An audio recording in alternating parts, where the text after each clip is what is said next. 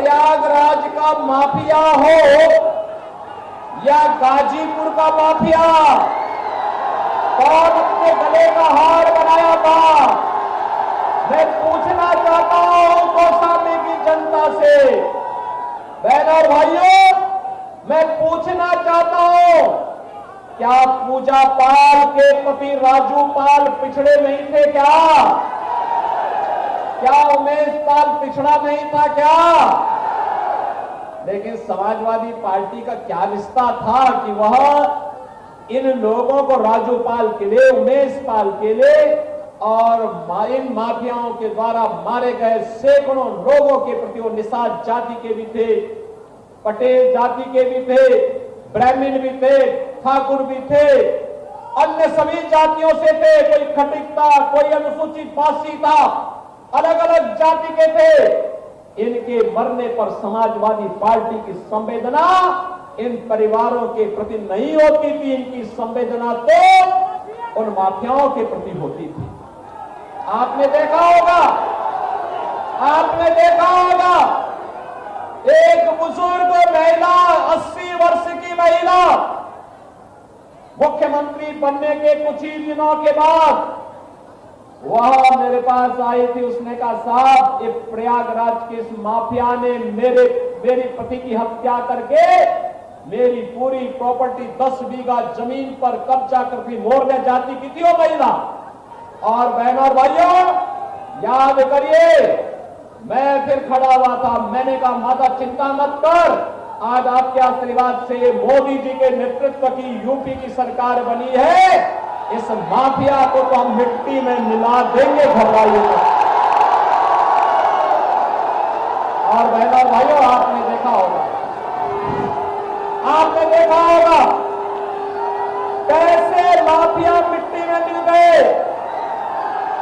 कैसे माफिया मिट्टी में मिल गए, नामो निशान मिल गया।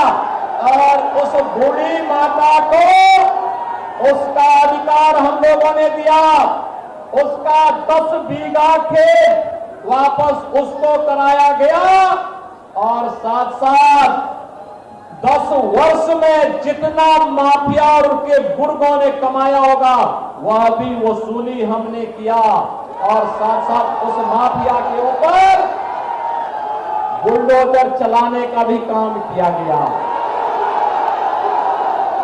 आज आपने देखा होगा जो सरकारी भूमि पर प्रयागराज में कब्जा किया था उसको हमने खाली कराया था और खाली करा करके अपने जनप्रतिनिधियों को लेके मैं गया था और मैंने कहा था, चलो, ये विनोद सोनकर जी था, मैंने कहा, चलो, जितने गरीब हैं, दलित हैं, खटिक है, पासी है, हरिजन, हम दलित हैं, पिछड़े, इन लोगों को मकान आवंटित करो। और अपने सामने इन लोगों ने हाथों से दे करके मेरी उपस्थिति में गरीबों को मकान पे कब्जा करवाने का काम किया। गुमराह करने के लिए तमाम लोग आएंगे, तमाम प्रकार की बात बोलेंगे, तमाम प्रकार से झूठ बोलेंगे, तमाम प्रकार के वीडियो बना करके, ऑडियो बना करके गुमराह करने का प्रयास करेंगे। किसी के बहकावे में आने की आवश्यकता नहीं। ये अग्नि परीक्षा का समय नहीं है, यह समय तो है कमल खिलाने का समय है, कमल खिलाने का समय है।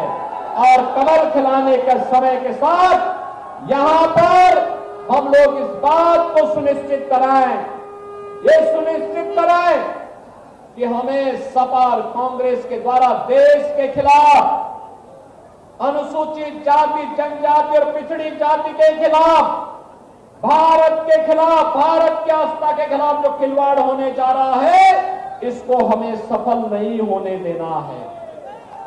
बहनों और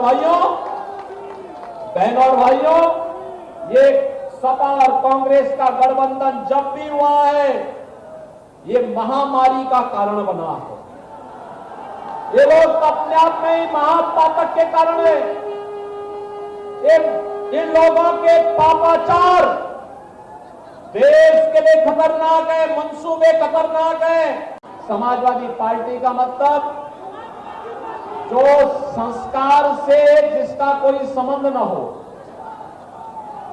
अपने से बड़े छोटे का लिहाज नहीं करते लोग, अपने से बड़ों को जबरदस्ती धक्का दे के बाहर कर देते हैं। और यही नहीं, ये लोग ठीक उल्टा आचरण करते हैं।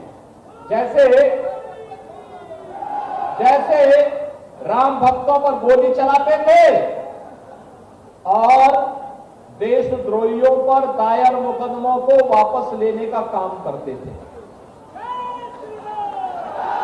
गरीब इनके समय में भूखों मरता था, किसान आत्महत्या करता था, नौजवान की नौकरी पे सेंध लगाते थे।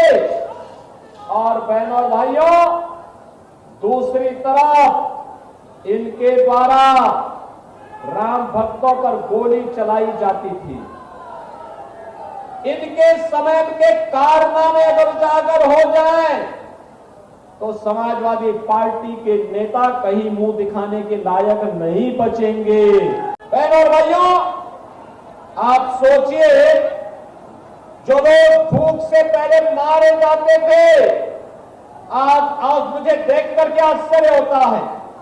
कल कांग्रेस के अध्यक्ष और समाजवादी पार्टी के अध्यक्ष की प्रेस वार्ता थी। इनकी प्रेस वार्ता में क्या कहते हैं? कहते हैं राशन फ्री देंगे। अरे जब सत्ता थी तब तो कुछ किए नहीं, तब तो गरीब को भूखों मार रहे थे। समाजवादी पार्टी कहते कि आटा और डाटा फ्री देंगे।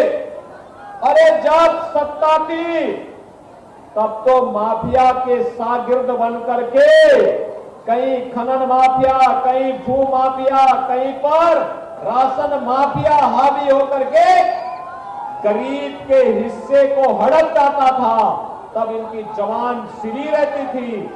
आज से मालूम है कि माफिया मुक्त उत्तर प्रदेश में माफिया की कोई जगह नहीं है, इसलिए अब चिल्ला रहे हैं कि आटा डाटा फ्री में देंगे। तो किसे मालूम है कि इन्हें कभी आना नहीं है वापस, अब आना नहीं है।